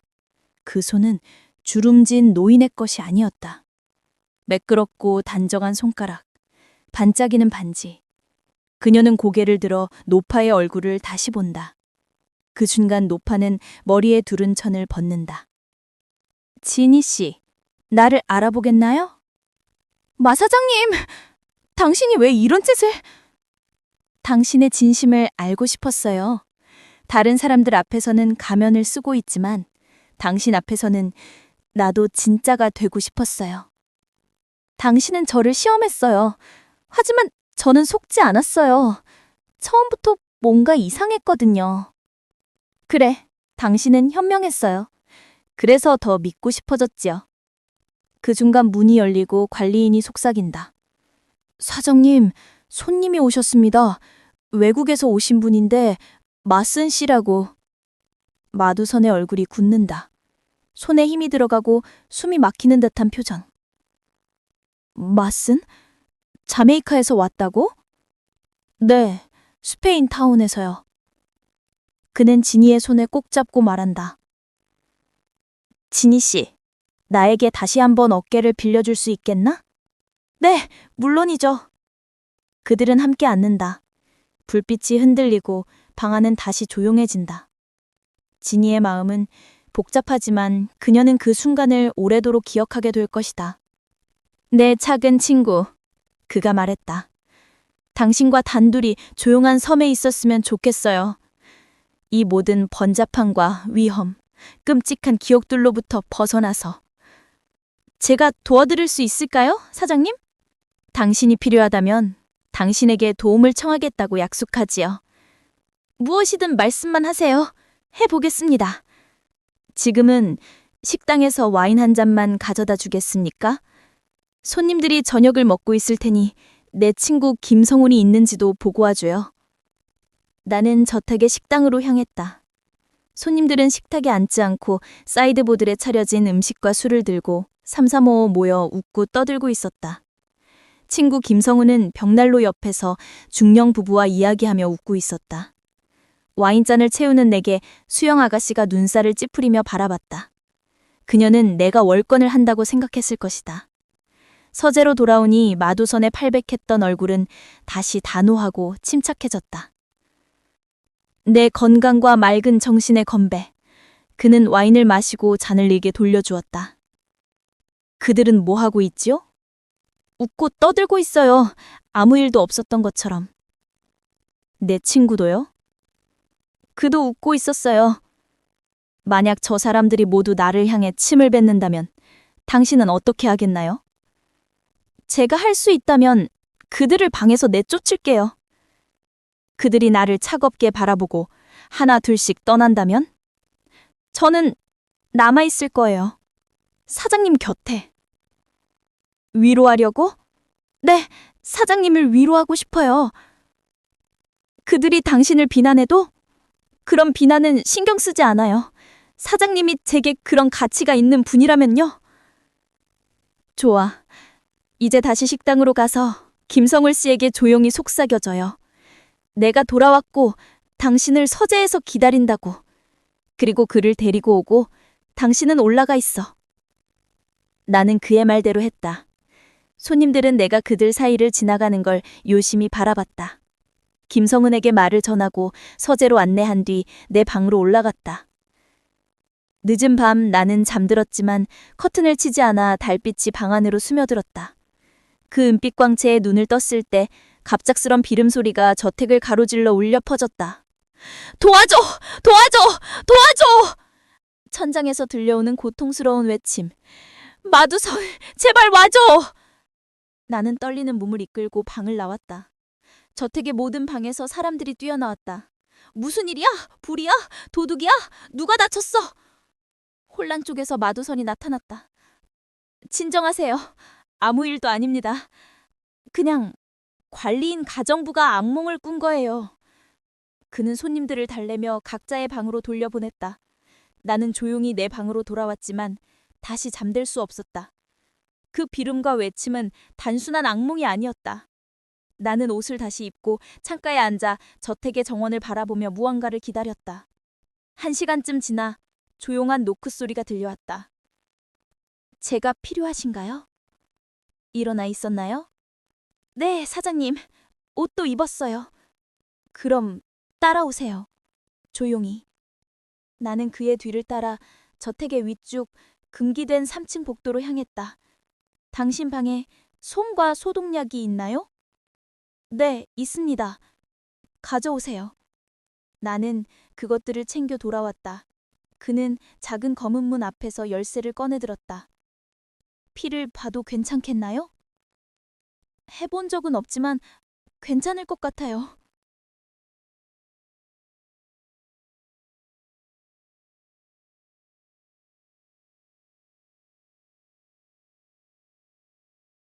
손을 줘요. 그가 말했다. 기절이라도 하면 곤란하니까. 나는 그의 손에 내 손가락을 얹었다. 따뜻하고 단단한 손이었다. 그는 열쇠를 돌려 문을 열었다. 그 방은 예전에 박 집사가 저택을 안내하며 보여준 적이 있었다. 벽에는 오래된 병풍이 걸려 있었는데 지금은 한쪽에 거쳐 있고 그 뒤에 숨겨진 문이 드러나 있었다. 그 문은 열려 있었고 안쪽에서 희미한 불빛이 새어나왔다. 그 안에서 들려오는 소리는 마치 개가 으르렁거리며 싸우는 듯했다. 마두선은 희미한 불빛 아래서 말했다. 잠깐 기다려요. 그는 안쪽 방으로 들어갔다. 문 너머에서 요란한 웃음소리가 터졌다. 그 웃음은 점점 괴이하게 변했고 나는 그 안에 저택에 수상한 여자가 있다는 걸 직감했다. 그는 조용히 무언가를 정리하고 나와 문을 닫았다. 이리 와요, 진희 씨. 나는 커튼이 쳐진 커다란 침대 너머로 돌아갔다. 침대 머릿맡에는 안락 의자가 있었고 그곳에 한 남자가 앉아 있었다. 외투를 벗은 채 머리를 뒤로 젖힌 채 눈을 감고 있었다. 마두선이 곁으로 가 그의 얼굴을 보고 나는 그가 김성훈임을 알아보았다. 그의 셔츠와 팔 한쪽은 피로 흠뻑 젖어 있었다. 조명 좀 환하게 해줘요. 나는 조명 밝기를 더욱 환하게 조정했다. 그는 세면대에서 물을 담아왔다. 이것도 들어줘요. 나는 물그릇을 들고 그는 스펀지를 적시어 그의 창백한 얼굴을 닦았다. 소독약을 꺼내 상처에 대자 김성훈은 신음하며 눈을 떴다. 위험한 상태인가요? 별거 아니야. 긁힌 거야. 정신 차려, 김성훈. 내가 의사를 데려올게. 아침이면 병원으로 갈 수 있을 거야. 진희 씨, 네, 사장님, 이 방에서 김성훈 씨를 돌봐줘야겠어요. 피가 다시 흐르면 내가 한 것처럼 닦아줘요. 기절할 것 같으면 물을 마시게 하고 소독약을 발라줘야 해요. 절대 말을 걸지 말고 김성훈 씨도 당신에게 말하면 안 돼요. 그건 위험한 일이에요. 김성훈은 다시 신음했다. 그는 움직이지 못하고 공포에 질린 듯했다. 마두선은 피 묻은 솜을 내 손에 쥐어주고 방을 나갔다. 문이 잠기는 소리와 그의 발소리가 멀어지자 나는 이 저택의 3층, 금기된 공간에 홀로 남겨졌다. 피투성이의 남자, 문 너머의 광기, 그리고 어둠 속의 고요. 나는 희미한 백열등 아래서 김성훈의 얼굴을 닦으며 그의 눈빛이 방을 헤매다 내게 고정되는 것을 지켜보았다. 그 눈은 공포로 흐려져 있었다. 방 안의 병풍에는 12명의 성인의 얼굴이 그려진 장식장이 있었고 그 위에는 십자가에 못 박힌 예수가 있었다. 백열등의 그림자가 움직일 때마다 유다의 얼굴이 살아 움직이는 듯했다. 나는 그 그림자 속에서 악마의 기운을 느꼈다. 밤새 나는 3번의 소리를 들었다. 비꺽거리는 발소리, 짐승 같은 으르렁거림, 그리고 깊은 신음. 이 저택의 도살인 범죄와 광기의 정체는 무엇일까? 왜 김성우는 이 방에 왔고, 왜 그는 공격당했는가? 왜 마두선은 이 모든 걸 숨기려 하는가? 그는 강한 사람이었다. 하지만 김성훈의 이름을 들었을 때 그의 얼굴은 창백해졌고 어깨는 떨렸다. 그건 단순한 일이 아니었다. 그가 언제 올까? 언제? 나는 속으로 되뇌었다. 김성훈은 점점 약해졌고 나는 그를 살리기 위해 물을 마시게 하고 향유를 맞게 했지만 효과는 미미했다. 촛불이 꺼질 무렵에 창가에 새벽빛이 스며들었다. 멀리 마당에서 개가 짖었다. 희망이 다시 피어났다. 잠시 후 문이 열리고 마두선이 의사와 함께 들어왔다. 의사 선생님, 서둘러요. 반 시간 안에 치료하고 밴드 감고 아래로 데려가야 해요. 움직일 수 있습니까? 문제 없어요. 그는 겁이 많을 뿐입니다. 의사는 붕대를 풀고 상처를 살폈다. 이건 칼로 난 상처가 아니군요. 이빨 자국입니다. 그녀가 날 물었어요. 호랑이처럼 날 물어 뜯었어요. 마두선 씨가 칼을 빼앗기 전까지. 그러니까 네가 먼저 맞섰어야 했지. 그런 상황에서 내가 뭘 할 수 있었겠어? 처음엔 그렇게 조용해 보였는데 끔찍했어. 내가 경고했잖아. 그녀에게 가까이 갈 땐 조심하라고. 내일 아침까지 기다렸으면 내가 함께 했을 텐데 혼자서 그 방에 들어간 건 의석한 일이었어. 무언가 도움이 될 줄 알았어. 도움? 생각만으로는 부족해. 네가 겪는 고통은 내 말을 무시한 대가야. 의사 선생님, 서둘러요. 해가 뜨기 전에 그를 보내야 해요. 곧 끝납니다, 사장님. 어깨는 붕대 감았고 팔에도 상처가 있습니다. 이빨 자국입니다. 그녀가 피를 빨았어요. 심장을 빼앗아갔다고 했어요. 마두선의 얼굴이 일그러졌다. 혐오와 공포, 분노가 뒤섞인 표정이었다. 이제 그런 말은 그만해. 그 말을 반복하지 마. 잊고 싶어. 집으로 돌아가면 곧 잊게 될 거야. 그녀는 죽은 사람이라 생각하면 돼. 이 밤은 절대 못 잊는다. 잊을 수 있어. 살아있잖아. 2시간 전엔 죽은 듯 했다가 지금은 말도 하고 있잖아. 진희 씨, 그가 처음으로 나를 바라보며 말했다. 이 열쇠를 가지고 내 방으로 가요. 옷장 맨 위 서랍에서 셔츠와 넥타이 하나 꺼내 오세요. 빨리. 나는 조용히 문지겨 내 필요한 물건을 가져왔다. 이제 침대 반대쪽으로 가 있어요. 필요하면 다시 부를게요.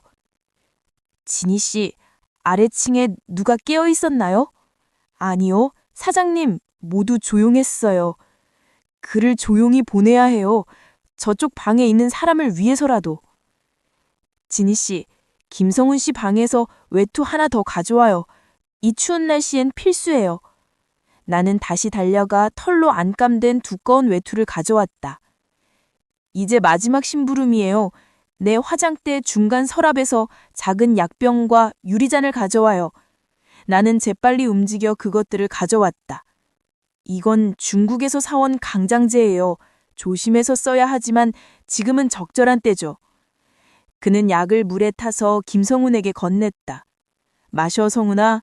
1시간 정도는 기운이 날 거야. 해롭지는 않겠지? 괜찮아. 마셔봐. 김성훈은 순순히 따랐다. 그는 이제 옷을 갖춰 입었고 창백하지만 피범벅은 아니었다. 이제 걸을 수 있을 거야. 일어나 봐.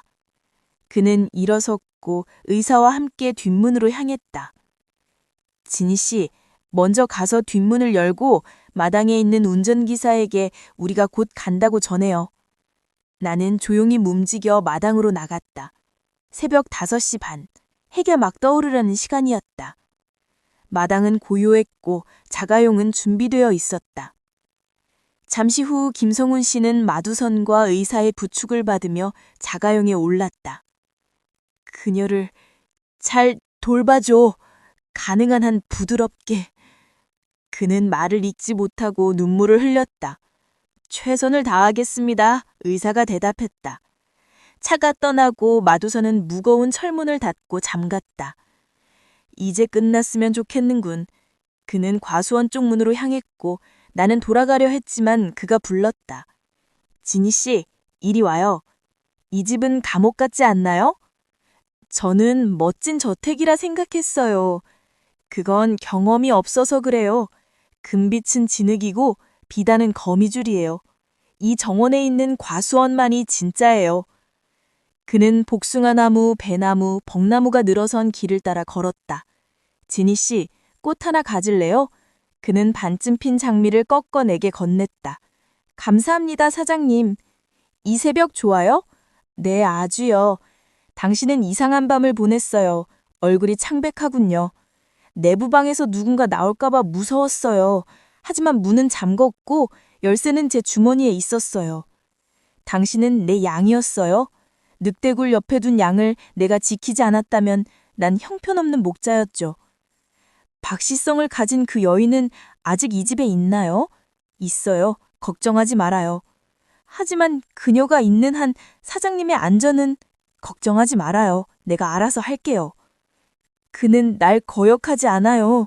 하지만 실수로 단 한마디로 내 인생을 망칠 수도 있어요. 그에게 경고하세요. 위험을 알려줘야 해요. 그럴 수 있다면 위험은 사라졌겠죠. 하지만 그에겐 알려줄 수 없어요. 그가 해를 끼칠 수 있다는 걸 알게 하면 안 돼요. 진희 씨, 당신은 나의 작은 친구죠? 사장님을 돕고 옳은 일이라면 따르고 싶어요. 그래요. 당신은 내가 옳은 일을 시킬 때 가장 빛나요. 하지만 그게 틀린 일이라면 당신은 절대 그렇게 움직이지 않을 것입니다.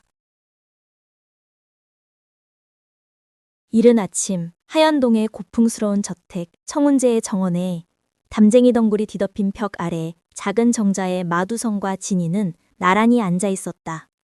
새벽 햇살이 이슬을 머금은 꽃잎 위로 퍼지고 참새들이 벚나무 위에서 지저귀는 가운데 그는 조용히 말을 꺼냈다. 진희 씨, 만약 내가 당신에게 내 약점을 보여준다면 당신은 그걸 찌를 수도 있겠죠. 당신은 충직하고 친절하지만 그만큼 위험하기도 해요. 사장님께서 김성원 씨보다 절 더 두려워하지 않으신다면 안전하신 거예요.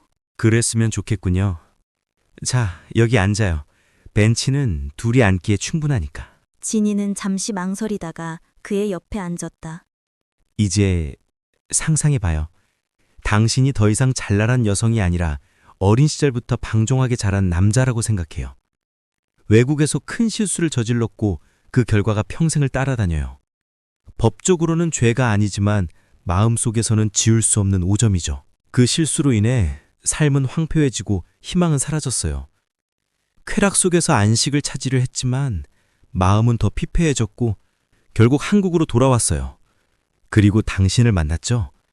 당신은 맑고 건강하고 오염되지 않은 사람이에요. 당신과 함께라면 다시 시작할 수 있을 것 같아요. 그렇다면 진희 씨, 내가 사회적 관습이라는 장애물을 뛰어넘는 것이 정당할까요? 양심도 판단도 그것을 승인하지 않는데. 진희는 대답을 찾기 위해 하늘을 올려다봤다.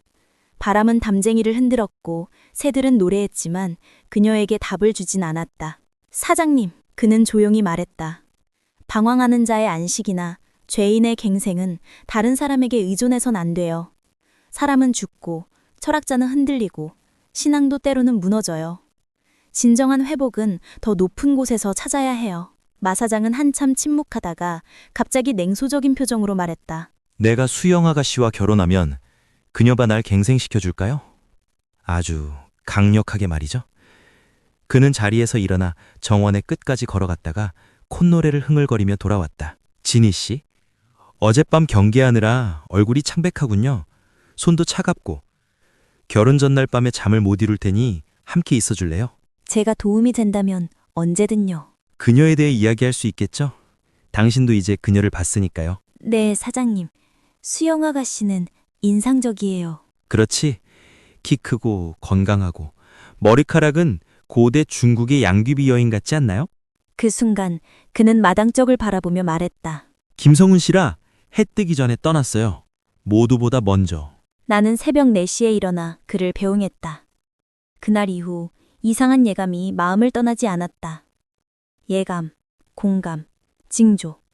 이 3가지는 인간이 아직 풀지 못한 민비였다.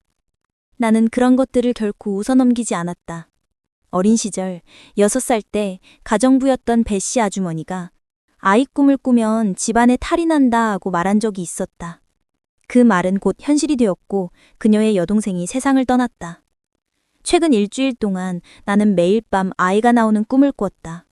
어떤 날은 폼에 안고 달래고, 어떤 날은 무릎에 앉혀 놀아주고, 어떤 날은 잔디밭에서 데이지 꽃을 접고 노는 아이를 지켜봤다. 그 아이는 울기도 하고 웃기도 했다. 가까이 다가오기도 하고 멀리 도망치기도 했다. 그 꿈은 매일 밤 반복되었고 나는 점점 잠드는 것이 두려워졌다. 그날 오후 나는 부름을 받고 하얀동의 안채로 내려갔다. 거기엔 검은 양복을 입은 남자가 기다리고 있었다. 손에 든 중절모에는 검은 리본이 감겨 있었다. 진이야, 오랜만이구나. 너 외삼촌이야. 아주 훌륭한 여인으로 잘 성장했구나. 아, 외삼촌, 잘 지내셨어요? 지금도 그곳에서 큰 이모랑 막내 이모랑 같이 지내세요? 저랑 혜주를 목마 태워주셨던 거 기억나요? 막내 이모는 잘 계시죠? 막내 이모는 건강하고 벌써 결혼해서 애 셋째 아이도 낳았어. 큰 이모집 식구들은 잘 계세요? 그게 안타깝게도 지금은 아주 안 좋아. 이모부는 일본에서 사고로 죽었어. 이모부가요? 큰 이모는 어떻게 견디고 계시나요? 그분도 건강이 안 좋았는데 남편의 죽음이 너무 심격적이었어. 뇌졸중이 왔고 사흘 동안 말을 못했어. 어제 아침에야 겨우 진이 라고 말씀하셨어. 그래서 절 부르신 거군요. 막내 이모는 네가 거절하지 않을 거라고 확신했어. 내일 아침 일찍 출발하면 좋을 거야. 알겠어요, 외삼촌. 준비할게요. 가야 할 것 같아요.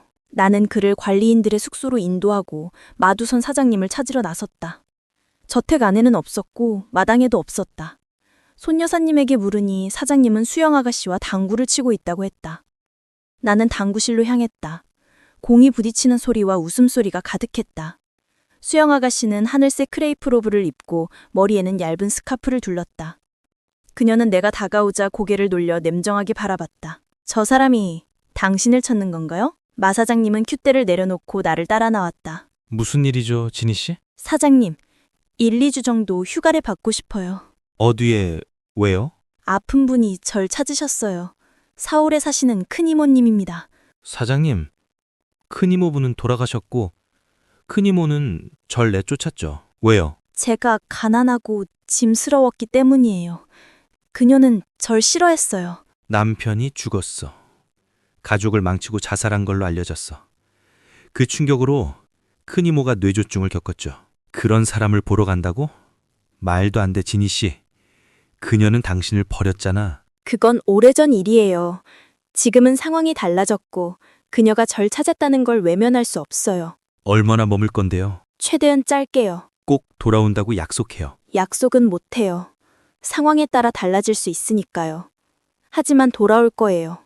무슨 일이 있어도. 누가 같이 가는데요? 외삼촌요.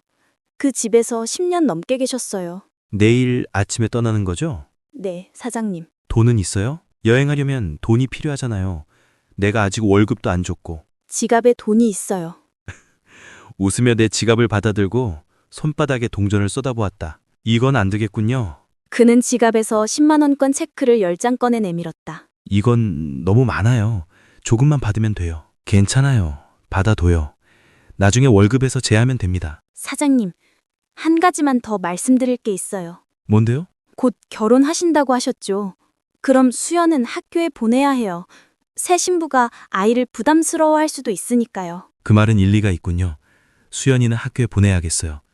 그리고 당신은 다른 일자리를 찾아야겠죠. 네, 사장님. 큰 이모집이나 그 딸들에게 부탁할 생각은 아니겠죠? 아니에요. 그들과는 그런 사이가 아니에요. 신문에 구인 광고를 낼 생각이에요. 광고? 광고는 내지 마요. 제가 알아봐 드릴게요. 돈은 못 돌려드려요. 꼭 필요해요. 약속해요. 광고는 내지 말고 내가 일자리를 찾아줄게요. 좋아요. 대신 수연과 저는 새 신부가 오기 전에 이 집을 떠난다는 조건입니다. 좋아요. 약속하지요. 내일 떠나는 거지요? 네, 사장님. 저녁 먹고 거실에 내려올 거예요? 아니요. 짐을 싸야 해요. 그럼 우리 잠시 작별 인사를 해야겠군요. 그럴 것 같아요. 작별 인사는 어떻게 하는 거죠, 지니 씨? 안녕히 계세요라고 해요. 그럼 해봐요. 안녕히 계세요, 마 사장님. 나도? 안녕히 계세요, 지니 양님. 이게 다인가요? 네. 한마디에 많은 마음이 담길 수 있어요. 그래도 너무 건조하군요. 악수라도, 아니 그것도 부족한데 정말 이게 끝인가요? 충분해요, 사장님. 그는 문에 등을 기대고 서 있었고 나는 짐을 싸야 했다. 저녁이 되자 그는 말없이 사라졌다. 그날 하루 동안 다시 볼 수 없었고 다음 날 아침 그가 일어나기 전에 나는 떠났다. 오후 5시 나는 오랜만에 큰 이모집 저택 앞에 도착했다. 먼저 관리인들의 숙소로 들어갔다. 하얀 커튼이 달린 창문, 반짝이는 바닥, 따뜻한 난로. 막내 이모는 막내를 품에 안고 있었고 그의 다른 아이들은 구석에서 조용히 놀고 있었다. 아이고, 지니야, 올 줄 알았더. 막내 이모가 반갑게 외쳤다. 막내 이모, 늦지 않았기를 바래요. 나는 그녀의 볼에 입을 맞추며 말했다. 큰 이모님은 아직 잘 계시죠? 잘 계셔. 오전보다 정신도 또렷하시고 의사 말로는 일주일, 길면 2주일 정도 더 버티실 수 있을 거라고 해. 하지만 회복은 어렵다고 하는구나. 저를 언급하신 적 있나요? 오늘 아침에도 지니 얘기를 하셨어. 꼭 와줬으면 좋겠다고. 지금은 주무시고 계세요. 내가 10분 전에 올라갔을 땐 그러셨어. 오후엔 거의 기운 없이 누워 계시다가 저녁쯤 깨어나신단다. 그럼 여기서 1시간 정도 쉬고 같이 올라가요. 그때 혜수가 들어왔고 이모는 막 잠든 아이를 요람에 눕히고 그를 맞이했다. 그녀는 내가 창백하고 지쳐 보인다며 모자를 벗고 차를 마시라고 권했다. 나는 그녀의 환대를 기꺼이 받아들였고 어린 시절처럼 순순히 여행복을 벗었다. 그녀가 찻잔을 꺼내고 아이들에게 장난스레 손을 툭툭 치는 모습을 보며 오래전 기억들이 물밀듯 밀려왔다. 그녀는 여전히 발이 빠르고 성격은 급했지만 정은 깊었다. 식탁을 가지 말고 벽난로 앞에 앉아. 그녀는 예전처럼 단호하게 말하며 작은 원탁에 찻잔과 토스트를 놓아주었다. 마치 유치원 시절 몰래 챙겨주던 된식을 받던 느낌이었다. 나는 웃으며 그녀의 말에 따랐다. 그녀는 내가 서울 하얀동에서 잘 지내는지 주인은 어떤 분인지 물었다. 그 집엔 소녀사라는 분과 마두선 씨라는 사장님만 계세요. 좀 못생기셨지만 친절하시고 저는 만족해요. 나는 최근 하얀동에 머물렀던 손님들의 이야기를 들려주었고 그녀는 흥미롭게 들었다. 그렇게 1시간이 훌쩍 지나갔다. 이모는 내 모자를 다시 씌워주고 나와 함께 저택으로 향했다. 거의 10년 전 나는 이 길을 따라 이 집을 떠났었다. 그땐 겨울 안개가 자욱했고 마음은 원망과 절망으로 가득 찼다. 지금 다시 이 길을 오르며 마음은 여전히 무겁지만 그때와는 달랐다. 나는 이제 내 힘을 믿고 억압에 대한 두려움도 줄어들었다. 상처는 아물었고 분노는 사라졌다. 먼저 아침 식사를 하러 들어가자. 혜영과 혜수는 거기 있을 거야. 막내 이모가 말하며 안내했다. 그 방은 예전 그대로였다. 벽난로 앞에 러그, 책장 위에 한국의 새, 걸리버 여행기, 아라비안 나이트까지. 하지만 사람들은 변해 있었다. 혜수는 키가 크고 마르고 검은색 단정한 온피스에 흰 칼라, 머리는 단정히 넘기고 목에는 묵주가 걸려 있었다. 수도자 같은 분위기였다. 혜연이는 풍성한 머리에 검은 눈, 화려한 얼굴에 스타일리시한 정장 치마를 입고 있었다. 그녀는 예전의 요정 같은 모습과는 달랐다. 두 사람은 나를 지니야 오랜만이야 라고 맞이했다. 혜연이는 무표정한 인사 후 불을 바라보면서 나를 잊은 듯 했고 혜수는 날씨와 여정에 대해 몇 마디 건넸지만 눈빛은 내 옷차림을 훑었다. 그들의 냉소적인 태도는 더 이상 나를 흔들지 않았다. 나는 그들 사이에 앉아 있었지만 마음은 다른 곳에 있었다. 최근 몇 달간 겪은 감정은 그들이 줄 수 있는 어떤 자극보다 깊고 강렬했다. 큰 이모는 어떠셔? 나는 횟수를 바라보며 물었다. 그녀는 놀란 듯 눈을 크게 떴다. 많이 안 좋아. 오늘은 못 뵐지도 몰라. 그럼 위층에 가서 제가 왔다고 전해줘요. 꼭 뵙고 싶어. 혜수는 당황했지만 나는 단호했다. 그분이 저를 보고 싶어 하셨어. 더 늦추고 싶지 않아. 어머니는 저녁에 방해받는 걸 싫어한다. 혜수가 말하자 나는 조용히 자리에서 일어나 모자와 장갑을 벗고 아무 말도 없이 부엌에 있을 막내 이모를 찾아갔다. 그녀에게 큰 이모님이 오늘 밤 나를 뵐 수 있을지 알아봐달라고 부탁했다. 나는 이 집에서 받은 냉대에 예전 같으면 다음날 바로 떠났을 것이다. 하지만 지금은 달랐다. 백리를 달려 이까지 온 이상 큰 이모님이 나아지시던 돌아가시던 나는 곁에 있어야 했다. 그녀의 딸들의 오만함은 무시하고 독립적으로 행동하기로 했다. 나는 삼촌에게 방을 요청했고 트렁크를 내 방으로 옮겼다. 복도에서 이모를 다시 만났다. 언니가 깨어나셨어. 진이가 왔다고 말씀드렸어. 알아보실지 한번 가보자. 나는 그녀보다 먼저 익숙한 병실로 향했다. 어릴 때 잘못 없이 무릎 꿇고 용서를 빌던 그 방. 황금색 커튼이 달린 침대, 화장대, 안락의자, 발받침까지 그대로였다. 나는 침대 곁으로 가달아 커튼을 걷고 베개 위로 몸을 숙였다. 그녀의 얼굴은 여전히 냉정하고 권위적이었다. 하지만 나는 분노도 증오도 없이 오히려 그녀의 고통에 연민을 느끼며 손을 잡았다. 진이냐? 네, 큰이모. 잘 계셨어요? 나는 한때 그녀를 다시는 큰이모라 부리지 않겠다고 다짐했지만 그 다짐은 지금 무의미했다. 그녀는 손을 뿌리치고 얼굴을 돌렸다. 날씨가 덥구나. 그녀의 눈빛은 여전히 차갑고 나에 대한 감정은 변하지 않았다. 그녀는 나를 끝까지 나쁜 아이로 여길 작정이었다. 나는 상처받았고 분노했다. 그러나 곧 마음을 다잡았다. 그녀를 이겨내야 했다. 나는 의자를 끌어와 침대 머리맡에 앉았다. 저를 부르셨죠? 왔습니다. 큰이모님이 나을 때까지 머물 생각이에요. 그래, 내 딸들 봤지? 네, 그들에게 내가 너를 머물라고 했다고 전하래. 할 말이 좀 있어. 오늘 밤은 너무 늦었고 기억도 흐릿하지만 그녀는 이불을 끌어당기며 불편해했다. 내가 팔꿈치를 이불 위에 얹자 짜증을 냈다. 앉지 말고 이불 잡지 말고 불편하잖아. 진이, 그 아이 때문에 내가 얼마나 고생했는지 아무도 몰라. 하루하루가 고통이었어. 성격은 이상하고 감정은 들쑥날쑥하고 사람을 감시하듯이 쳐다보는데 어릴 땐 마치 미친 아이 같았어. 집에서 내보내서 속이 시원했지. 그 아이를 원수의 자선학교에 보낸 건 잘했나? 거기서 열병이 돌았다는 소문도 들었어. 많은 아이들이 죽었다는 이야기도 있어. 난 차라리 진이 너가 죽었으면 좋았을 텐데 하고 생각했어. 왜 그렇게 미워하세요? 네 마음이가 내 여동생이었어. 나는 내 내동생 네 마음을 좋아했어. 그녀가 평범한 남자와 결혼했다면 내 동생은 죽지 않았어. 그녀가 죽었을 때 나는 서머 슬퍼서 많이 울었어. 그리고 너를 데려오는 걸 나는 반대했지. 너를 처음 보았을 때부터 싫었어. 밤마다 칭얼대고 제대로 울지도 못하고 아버지는 우리 아이들보다 너를 더 챙겼어. 내 아이들이 싫어했는데 아버지는 그걸 나무랬지. 죽기 전까지 그 아이를 자신의 옆에 두려고 하고 나에게 그 아이를 맡기겠다고 약속하게 했어. 혜성은 아버지를 닮지 않았어. 다행이야. 나를 닮았지. 그런데 요즘은 돈 달라고 편지를 보내. 더 줄 돈도 없어. 집도 줄여야 하고 집을 절반을 줄여야 해. 혜성은 도박에 빠졌고 항상 쳐.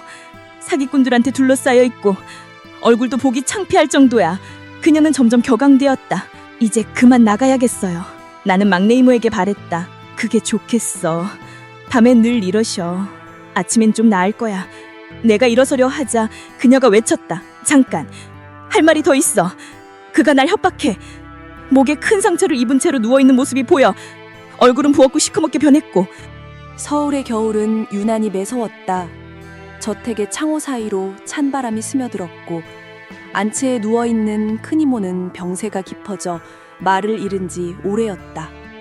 언니를 간병하는 막내 이모는 진정제를 먹이려 애썼고 겨우겨우 그녀를 잠재운 뒤 조용히 문을 닫았다.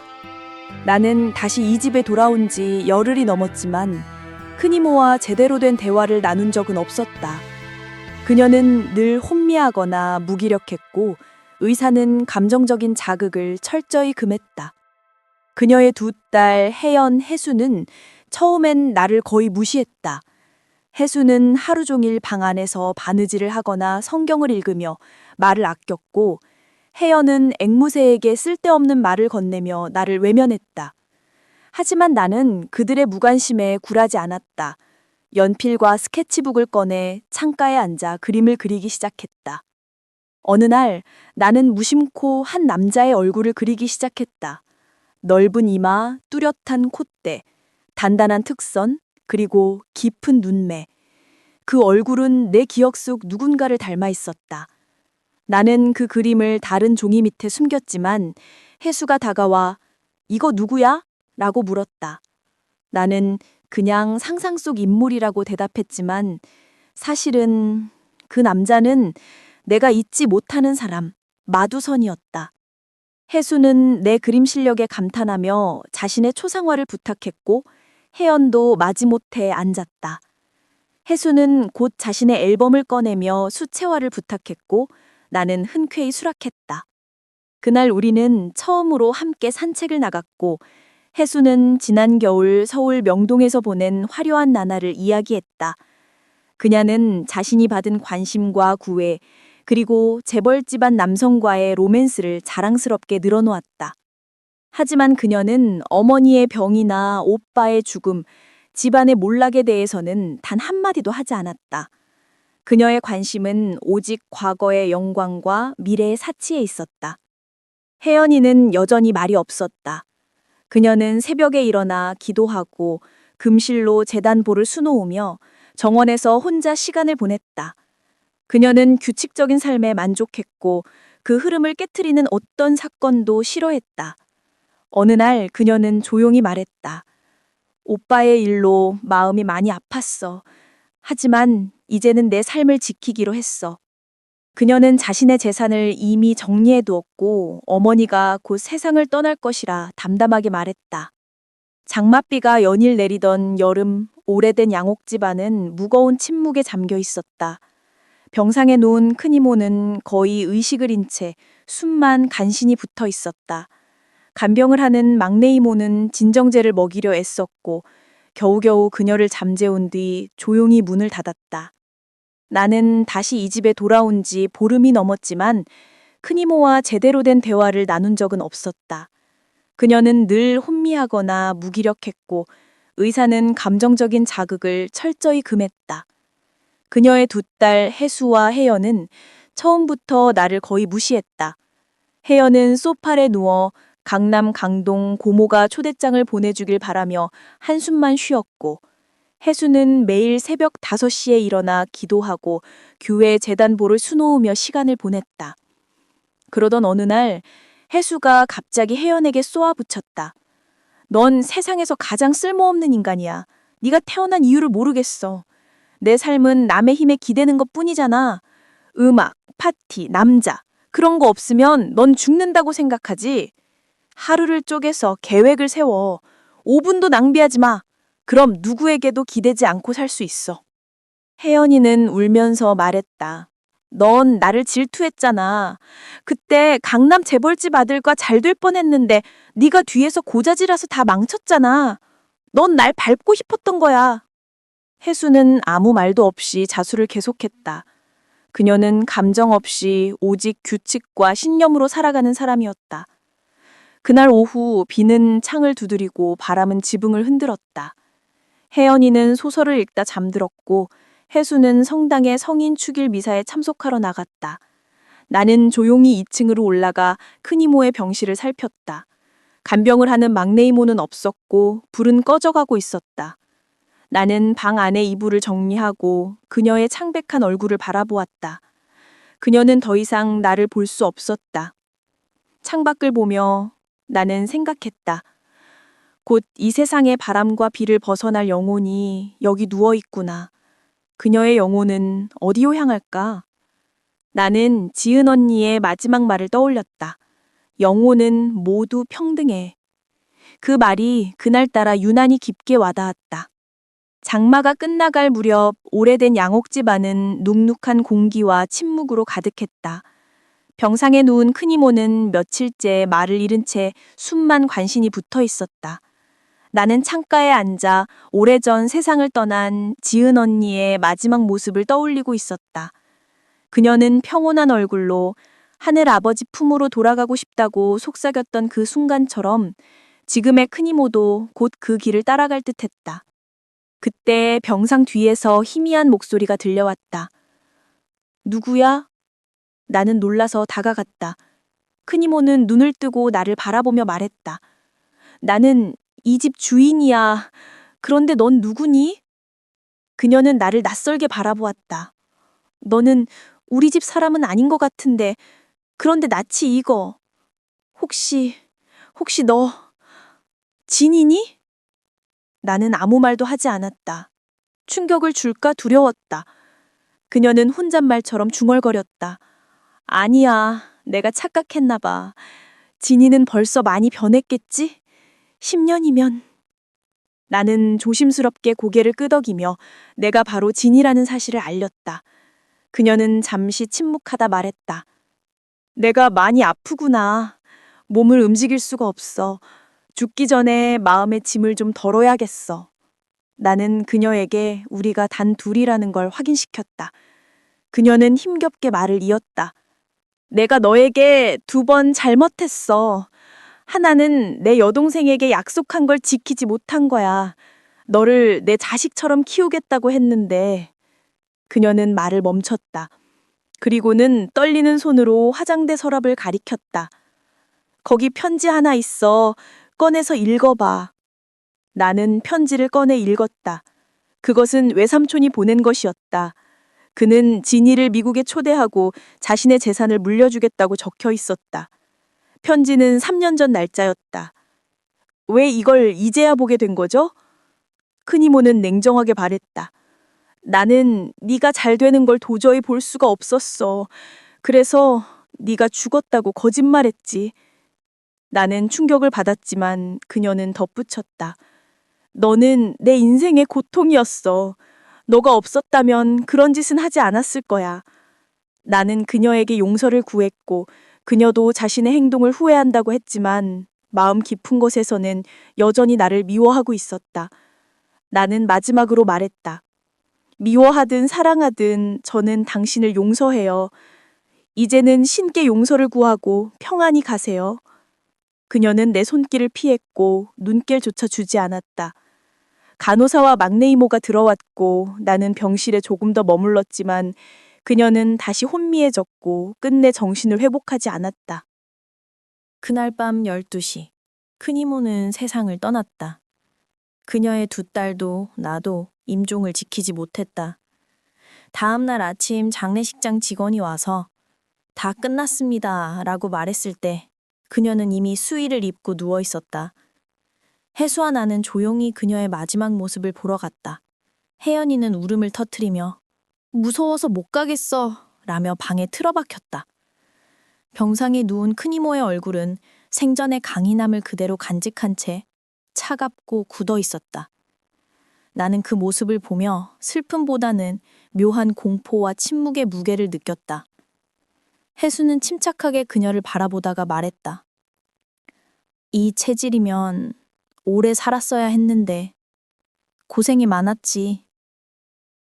그녀는 입술을 한번 떨고는 방을 나섰고 나도 뒤따랐다. 우리 둘 다 눈물은 흘리지 않았다. 나는 원래 일주일만 머물기로 했지만 장례 후에도 1달을 더 머물렀다. 혜수는 서울에 있는 고모에게 초대를 받기 전까지 나에게 함께 있어달라고 애원했다. 혜연이와 단둘이 남는 게 두려웠다고 했다. 나는 그녀의 짐을 싸주고 옷을 꿰매며 묵묵히 도왔다. 그녀는 일하지 않았고 나는 속으로 생각했다. 우리가 평생 같이 살아야 한다면 나는 너에게 반드시 일을 나눠줄 거야. 너 불평은 너 속에 묻어두게 만들 거고. 혜수를 떠나보낸 뒤 이번엔 혜연이가 나에게 일주일만 더 머물러 달라고 했다. 그녀는 하루 종일 방에 틀어박혀 짐을 싸고 서류를 태우고 아무와도 대화하지 않았다. 나는 조문객을 맞이하고 편지를 대신 써주었다. 어느 날 아침 그녀는 말했다. 이제 가도 돼. 너는 참 조용하고 성실해. 혜수랑은 달라. 그리고 덧붙였다. 내일 수녀원을 떠날 거야. 근처 수녀원에 들어갈 거야. 로마 가톨릭 교리를 공부하고 마음이 확고해지면 수녀가 될 거야. 나는 놀라지도 않았고 말리지도 않았다. 그녀에게는 어울리는 길이었다. 우리는 마지막 인사를 나눴다. 잘 가, 혜연아. 너는 제법 똑똑한 사람이야. 너도 지냐? 하지만 내년쯤이면 수도원 벽 안에 갇혀 있겠지. 그녀는 고개를 끄덕이며 말했다. 맞아. 그게 내 길이야. 나는 다시 하얀동으로 돌아가는 버스에 올랐다. 도착해서는 근처 여관에서 하룻밤을 보내고 다음 날 나는 큰 이모의 마지막 모습, 장례식, 검은 옷을 입은 사람들과 조문객들, 텅 빈 교회와 무덤을 떠올렸다. 그리고 혜수와 혜연이의 서로 다른 삶을 상상했다. 하나는 강남의 무도회장에, 다른 하나는 수도원의 조용한 방에. 그들의 성격과 선택을 곱씹으며 나는 묵묵히 창밖을 바라보았다. 어둠 속에서도 희망의 씨앗이 자라나고 있어. 눈물로 정신 땅에서도 꽃이 피어날 거야. 새벽이 와 새벽이 와 내 마음에 빛이 들어와. 아픈 기억들은 모두 흘려보내고 새로운 시작을 맞이해. 새벽이 와 새벽이 와 따뜻한 바람이 불어와.